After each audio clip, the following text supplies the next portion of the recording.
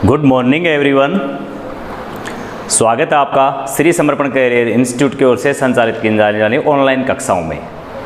हम बात कर रहे थे फर्स्ट यूनिट के चैप्टर नंबर 3 की sexual reproduction in angiospermic plants.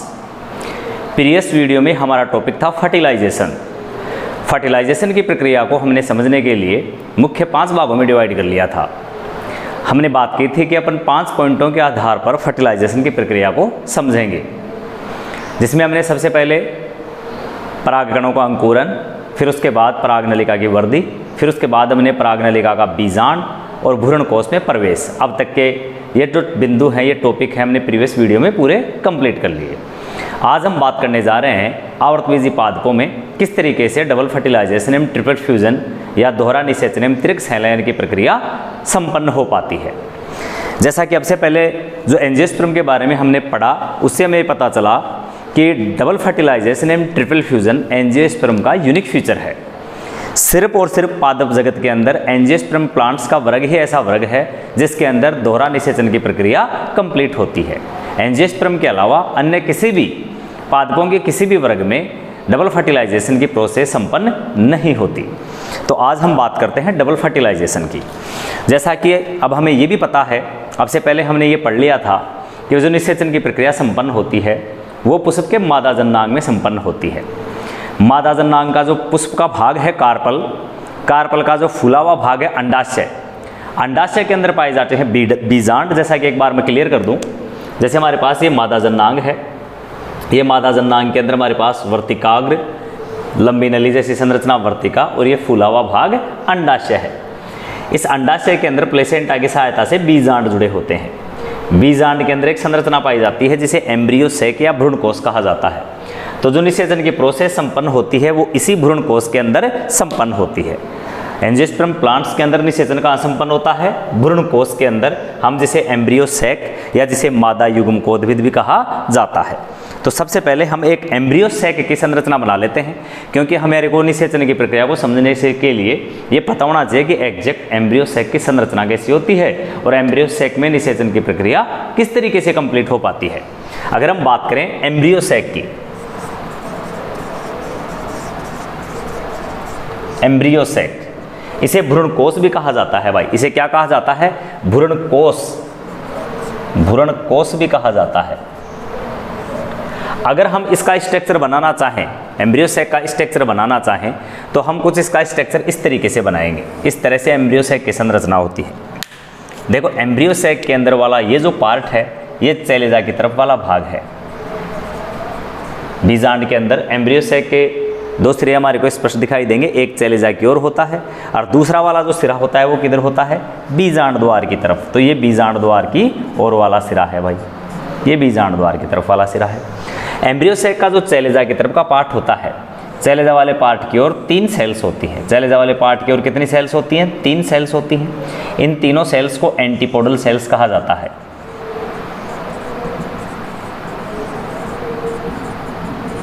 इनकी कुल संख्या कितनी होती है? 3। अगर हम इनकी बात करें गुणिता के स्तर की, ये हैप्लॉइड है होती हैं या डिप्लॉइड, तो ये होती हैं हैप्लॉइड। इनकी गुणिता का स्तर क्या होता है? n। तीनों सेल्स की गुणिता का स्तर प्रत्येक एक सेल के लिए क्या होता है? n। अगर हम बीजांड द्वार वाले सिरे की बात करें, तो इसके बीजांड द्वार वाले जो सिरा है, उस वाले सिरे पर भी हमारे को 3 सेल देखने को मिलेंगी। ये जो कोशिकाएं अपने को नजर आ रही हैं, ये सेल्स नजर आ रही हैं, दोनों सेल्स, ये जो सेल्स हमें नजर आ रही हैं, ये सिनेर्गिड सेल हैं। इन्हें सहायक कोशिका भी कहा जाता है। सिनेर्गिड सेल्स, या हम इनको बोलते हैं सहायक कोशिका। इनकी संख्या कितनी होती है? 2। इनकी संख्या होती है 2 और इनकी गुणिता का स्तर भी क्या होता है? n ही होता है। अगर हम बात करें, ये जो मुख्य सेल है जिसके अंदर हमारे को 2 ध्रुव केंद्रक देखने को मिलेंगे। कितने ध्रुव केंद्रक देखने को मिलेंगे? 2 न्यूक्लियर पोलराई देखने को मिलेंगे। ये दोनों ध्रुव केंद्रक निषेचन से पहले एक दूसरे से जुड़कर क्या बना लेते हैं? द्वितीयक केंद्रक बना लेते हैं, जिसे सेकेंडरी न्यूक्लियस कहा जाता है। ये हमें जो देखने को मिलेगा सेकेंडरी न्यूक्लियस, इसे द्वितीयक केंद्रक कहा जाता है। इसके अंदर 2 केंद्रक होते हैं। दो केंद्रक आपस में मिलकर द्वितीय केंद्रक का निर्माण करते हैं, इसलिए इसकी जो गुणिता का स्तर होता है वो क्या होता है 2n। अन्य सभी की गुणिता का स्तर हमने क्या दर्शाया है n, लेकिन इसकी गुणिता का स्तर क्या होता है 2n। और ये जो सेंटर में द्वितीय केंद्रक मौजूद है इस सेल को कहा जाता है सेंट्रल सेल, केंद्रीय कोशिका भी बोल सकते हैं अपने से, केंद्रीय कोशिका। इस तरीके से ये तो हो गई किसके बारे में सामान्य बातें, एम्ब्रियो सैक या भ्रूण कोश के बारे में कुछ सामान्य बातें। अब हम बात करें, अच्छा एक एग सेल रह गई अपनी। अब इसके अंदर ये देखो, ये जो संरचना में नजर आ रही है ये कौन है, एग सेल, जो निषेचन की प्रक्रिया में भाग लेगी।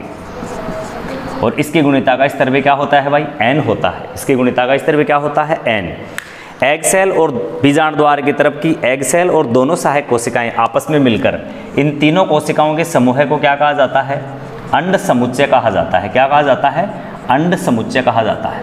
Is that clear? तो ये हमारे पास एक एम्ब्रियो सैक की संरचना हो गई। एम्ब्रियो सैक किसके अंदर मौजूद है, बीजांड, और बीजांड किसमें मौजूद है, अंडाशय में। इसका मतलब परागनलिका, परागकणों से जब परागनलिका का अंकुरण होता है तो अंकुरण के बाद वृद्धि करती हुई परागनलिका किसमें प्रवेश करती है, अंडाशय में। अंडाशय से किसमें प्रवेश करती है, बीजांड से, और बीजांड से किसमें प्रवेश करती है, एम्ब्रियो सैक या भ्रूण कोश में।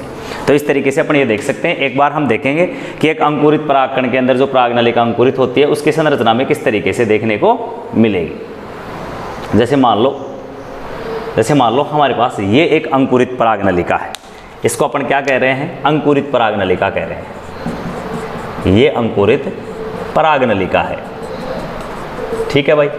परागकण के अंकुरण से बनने वाली परागनलिका है जो वर्तिकाग्र में वृद्धि करती हुई, वर्तिका में वृद्धि करती हुई आगे बढ़ेगी। इस अंकुरित परागनलिका के अंदर हमने क्या देखा, इसके शीर्ष भाग में हमारे को एक केंद्रक नजर आता है, ठीक है। इस केंद्रक को क्या कहा जाता है, कायिक केंद्रक कहा जाता है। क्या बोलते हैं इसे, कायिक केंद्रक बोलते हैं। इसे वेजिटेटिव या ट्यूब केंद्रक भी कहा जाता है, ट्यूब न्यूक्लियस भी इसे कहा जाता है। वेजिटेटिव या ट्यूब न्यूक्लियस या कायिक केंद्रक अपन इसको बोल सकते हैं। इसके अलावा इसमें दो और केंद्रक होते हैं, ये जो दोनों हैं ये क्या कहलाएंगे, नर युग्मक कहलाएंगे। क्या कहलाएंगे, नर युग्मक कहलाएंगे। हम इन्हें मेल गैमेट बोलेंगे। क्या बोलेंगे, मेन गैमेट बोलेंगे। और ये अगतिशील होते हैं, ये स्वयं गति नहीं करते। Is that clear? तो ये तो हो गई परागकण के अंकुरण से परागनलिका की वृद्धि। अब परागनलिका के वृद्धि करते हुए परागनलिका में हमने क्या देखा, नोटिस करें। एक तो कायिक केंद्रक देखा हमने और दो हमने इसमें नर युग्मक देखे। अब ये परागनलिका वर्तिका से होते हुए वृद्धि करती हुई आगे बढ़ेगी और किस में प्रवेश करेगी, बीजांड में प्रवेश करेगी। बीजांड में प्रवेश करने के अलग अलग अपन ने मेथड पहले बात कर ली थी, या तो बीजांड द्वार से प्रवेश करेगी, या चैलेजा से प्रवेश करेगी, या इंटुगमेंट यानी अध्यावरण से प्रवेश करेगी, जिसके एग्जाम्पल भी अपन ने पढ़े थे। बीजांड में प्रवेश करने के बाद परागनलिका को किस में प्रवेश करना होता है, भ्रूण कोश में। ये जो हमने संरचना बनाई है भ्रूण कोश की, इस संरचना को मैं थोड़ा सा मिटाकर अलग से और एक्सप्लेन कर देता हूँ अभी यहाँ। साथ के साथ आप इसको नोट करते चलो, क्योंकि अलग से आपको इसको फिर मैटर लिखने के लिए अलग से कुछ नहीं मिलेगा इस पर, मैं इसको हटाते जाऊँगा साथ साथ। अब ये जो बीजांड द्वार वाला सिरा है जिसके अंदर हमने ये तीनों कोशिकाएँ देखी, इन कोशिकाओं में हमें यहाँ क्या देखने को मिलेगा, ये जिन्हें मैं सहायक कोशिका कह रहा हूँ, ये सहायक कोशिकाएं हैं। इनमें से प्रवर जैसी संरचनाएं हमें देखने को मिलेंगी। इन्हें तंतुमय समुच्चय कहा जाता है। इन्हें क्या कहा जाता है, तंतुमय समुच्चय कहा जाता है, ठीक है। इन्हें तंतुमय समुच्चय या फिल्लीफॉर्म अपैरेटस भी बोलते हैं। क्या बोलते हैं इन्हें, फिल्लीफॉर्म अपैरेटस भी इनको बोलते हैं। ये जो तंतुमय समुच्चय हमें देखने को मिल रहे हैं, ये तंतुमय समुच्चय हैं, ये कीमोट्रोपिक सब्सटेंस रिलीज करते हैं। ये क्या रिलीज करते हैं, कीमोट्रोपिक सब्सटेंस। कीमोट्रोपिक सब्सटेंस रिलीज करते हैं कौन, ये तंतुमय समुच्चय, जिसकी वजह से ये कीमोट्रोपिक सब्सटेंस जो ये रिलीज करते हैं, ये परागवृद्धि करती हुई परागनलिका को इन सहायक कोशिकाओं की तरफ क्या करता है, ये आकर्षित करता है। तो ये वृद्धि करती हुई परागनलिका इस तरह सहायक कोशिकाओं की ओर क्या होती है, आकर्षित। वृद्धि करती हुई परागनलिका के शीर्ष भाग पर एक टोप जैसी संरचना होती है। इसकी वजह से ये नष्ट नहीं हो पाती और बीजांड और एम्ब्रियो सैक के अंदर प्रवेश करती है।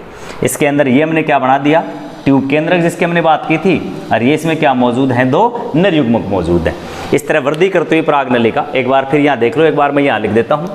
बताओ, वृद्धि करती हुई जो परागनलिका है, ये परागनलिका सर्वप्रथम किस में प्रवेश करेगी, परागनलिका पहले तो जाएगी बीजांड में। परागनलिका पहले तो किस में प्रवेश करेगी, बीजांड में। फिर बीजांड को भेद कर किस में प्रवेश करेगी, भ्रूण कोश में। भ्रूण कोश के अंदर प्रवेश करेगी और भ्रूण कोश के अंदर प्रवेश करने के बाद प्रागनलिका का शीर्ष भाग है ये फट जाएगा और प्रागनलिका के अंदर जो भी मैटर है, चाहे वो नलिका केंद्रक हो, चाहे नरयुग्मक हो या अन्य द्रव भरा हुआ हो, वो सब के सब ये जो सहायक कोशिका है इसके साइटोप्लाज्म में त्याग दिए जाएंगे। Is that clear? तो अपन इस तरीके से ये कह सकते हैं कि एक प्रागनलिका सहायक सेलिका को भेदते हुए प्रागनलिका किसमें प्रवेश कर जाएगी? भ्रूण कोश या एम्ब्रियो सैक के अंदर प्रवेश कर जाएगी। तो इस तरीके से अपन ये दिखा सकते हैं, इसको यहाँ प्रवेश को दिखा सकते हैं। मैं यहाँ से इसको थोड़ा सा हटाकर इसी में बना देता हूँ, बार बार डायग्राम बनाने की ज़रूरत नहीं है अपने को, इसी में मैं शो कर देता हूँ। ये हमारे पास जो मैंने लंबी बनाई है थोड़ी सी, ये एक सेल है, ये एक सहायक कोशिका है और ये दूसरी सहायक कोशिका है। तो ये पोलियन ट्यूब या प्रागनलिका क्या करेगी? इस सहायक कोशिका को भेदते हुए अंदर प्रवेश कर जाएगी। दोनों में से किसी भी एक सहायक कोशिका से अंदर प्रवेश करेगी। अब अंदर प्रवेश करने के बाद ये जो इसका शीर्ष वाला पार्ट है ये फट जाएगा। तो ये नलिका केंद्रक, हालांकि नलिका केंद्रक का काम था इसकी वृद्धि को प्रेरित करना और इसकी दिशा को निर्धारित करना।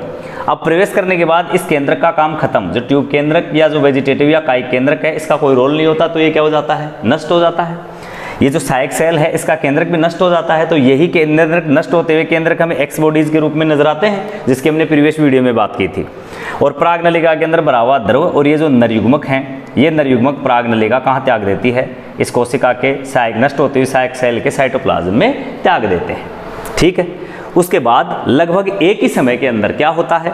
इन दोनों नरयुग्मकों में से एक नरयुग्मक तो किसके साथ संलयित हो जाता है? द्वितीयक केंद्रक के साथ संलयित हो जाता है। और एक नरयुग्मक किसके साथ संलयित हो जाता है? ये देखो, ये एग सेल है, इस एग सेल के केंद्रक के साथ संलयित हो जाता है। लगभग ये घटना एक साथ से संपन्न होती है।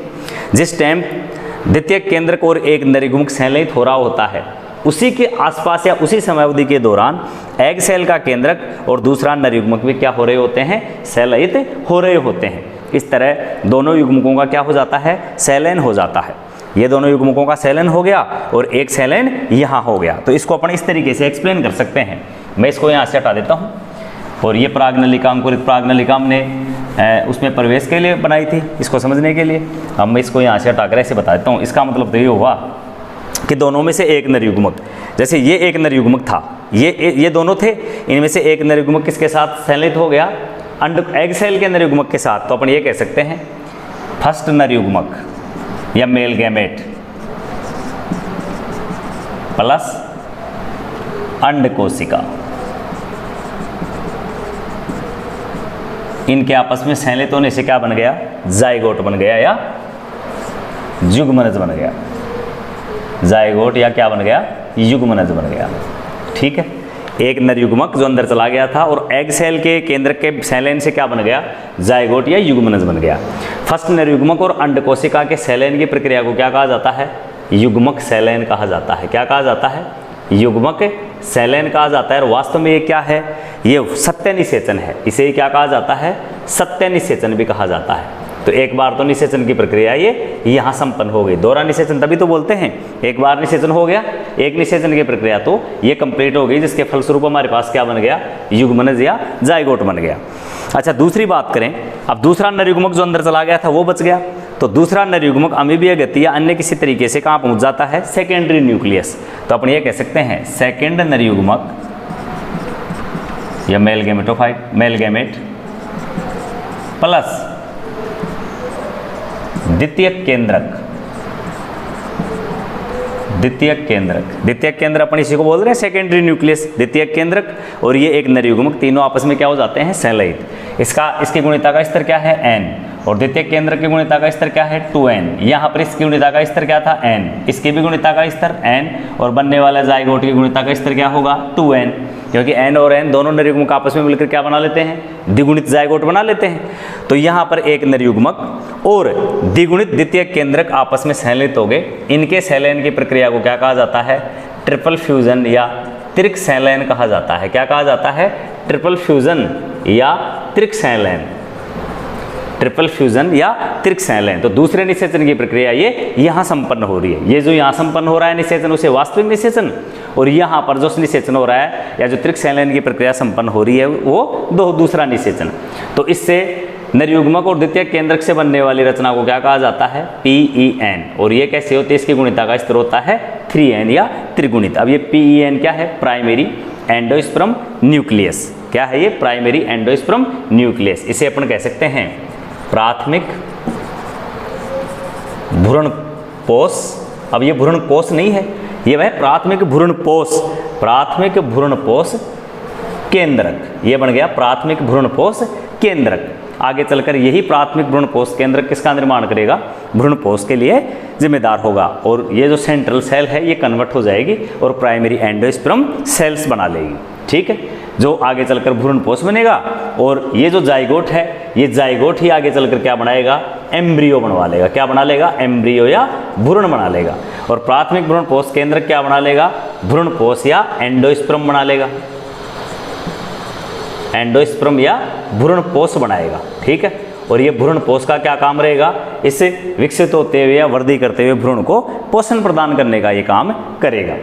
इस तरीके से डबल निषेचन की प्रक्रिया एवं ट्रिपल फ्यूजन की प्रक्रिया कंप्लीट हो जाती है। दोहरा निषेचन क्यों कह रहे हैं, फिर क्यों बोल रहे हैं, फिर रिपीट कर देता हूँ। क्योंकि एक बार निषेचन की प्रक्रिया यहाँ होती है एक नरयुग्मक और अंडकोशिका के बीच, और दोबारा निषेचन की प्रक्रिया दूसरे नरयुग्मक और द्वितीयक केंद्र के बीच संपन्न होती है। और युग्मक संलयन और त्रिक संलयन अपन ये कह सकते हैं, अपन यहाँ पर ये कह सकते हैं कि युग्मक संलयन और त्रिक संलयन प्लस त्रिक संलयन, युग्मक संलयन और त्रिक संलयन किस प्रक्रिया को क्या कहा जाता है भाई? दोहरा निषेचन कहा जाता है। क्या कहा जाता है? दोहरा निषेचन कहा जाता है। Is that clear?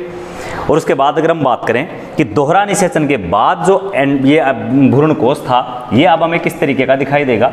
दोहरा निषेचन प्रक्रिया के बाद चूंकि ये जो सहायक सेल थी ये तो नष्ट हो गई, ये हमारे पास जो एग सेल थी ये किस में कन्वर्ट हो गई? भ्रूण में या जाइगोट में कन्वर्ट हो गई। किस में? जाइगोट में कन्वर्ट हो गई? युग्मनज या भ्रूण में। युग्मनज जो आगे चलकर क्या बना लेगा? भ्रूण बनाएगा, इसमें कन्वर्ट होगी। अच्छा, ये जो द्वितीयक केंद्रक वाली संरचना थी जिसके अंदर दो केंद्रक थे, ये कन्वर्ट होकर के PEN, प्राइमरी एंडोस्पर्म न्यूक्लियस। और प्राइमरी एंडोस्पर्म न्यूक्लियस को धारण किए हुए जो ये सेंट्रल सेल थी, अब ये सेंट्रल सेल कन्वर्ट होकर क्या बना लेगी? ये बना लेगी प्राइमरी एंडोस्पर्म सेल, प्राथमिक एंडोस्पर्म या प्राथमिक भ्रूणकोष कोशिका में कन्वर्ट हो जाएगी। और इस तरह दोहरा निषेचन की प्रक्रिया कंप्लीट होगी। भ्रूण और पूरा का पूरा जो अंडाशय था, पूरा का पूरा जो बीजांड था, बीजांड के किस में कन्वर्ट हो जाएगा? बीज में। और पूरा का पूरा जो अंडाशय था वो किस में कन्वर्ट हो जाएगा? फल में कन्वर्ट हो जाएगा। अब यहाँ पर अगर पूछने की चीज़ ये है कि जैसे अब निषेचन की प्रक्रिया को देखें तो डबल फर्टिलाइजेशन के संपूर्ण प्रोसेस के अंदर जो निषेचन हो रहा है, तो निषेचन की प्रक्रिया में कुल कितने केंद्रक भाग ले रहे हैं? तो हमारा आंसर होगा निषेचन की प्रक्रिया में कुल 5 केंद्रक भाग ले रहे हैं। कितने केंद्रक भाग ले रहे हैं? कुल 5 केंद्रक भाग ले रहे हैं। कैसे? 2 केंद्रक तो नरयुग्मक का केंद्रक और एग सेल का केंद्रक, तो 2 केंद्रक तो ये हो गए जो निषेचन की प्रक्रिया में भाग ले रहे हैं। और एक निषेचन की प्रक्रिया दोबारा दूसरा निषेचन हो रहा है, उसमें एक नरयुग्मक का केंद्रक है और 2 द्वितीयक केंद्रक के 2 केंद्रक, दोनों पोलर न्यूक्लियाई से तो बना हुआ है ये, तो 2 केंद्रक ये थे जो सेंटर में मौजूद थे, तो 2 ये और 1 ये, 3 केंद्रक यहाँ निषेचन की प्रक्रिया में भाग ले रहे हैं। तो दोहरा निषेचन की प्रक्रिया में कुल कितने केंद्रक भाग लेते हैं? 5 केंद्रक भाग लेते हैं। Is that clear? इस तरीके से अपने जो डबल फर्टिलाइजेशन की और ट्रिपल फ्यूजन की जो प्रक्रिया है वो कंप्लीट हो गई। उसके बाद हम अपने नेक्स्ट वीडियो के अंदर अपने नेक्स्ट टॉपिक को शुरू करेंगे, वो करेंगे भ्रूणपोष या एंडोस्पर्म और टाइप्स ऑफ एंडोस्पर्म। भ्रूणपोष क्या है, उसका काम क्या है और उसके कितने प्रकार हैं। Thank you. शेष बचा हुआ आपका दिन बहुत शुभ रहे।